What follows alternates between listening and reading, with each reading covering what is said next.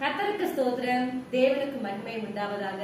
ஆண்டவரும் இரட்சகருமான இயேசு கிறிஸ்துவின் நாமத்தில் உங்கள் யாவருக்கும் என் அன்பின் வாழ்த்துக்களை தெரிவித்துக் கொள்கிறேன்.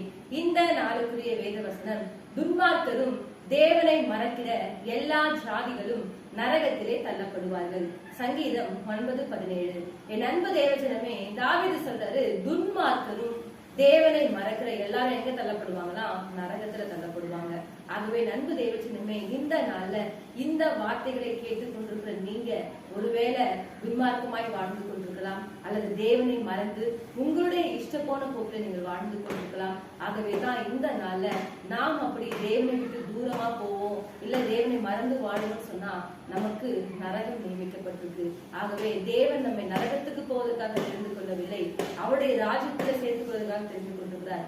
ஆகவே அவருடைய வழி நடப்போம். கர்த்தர் நம்மை ஆசீர்வதிப்பார். God bless you.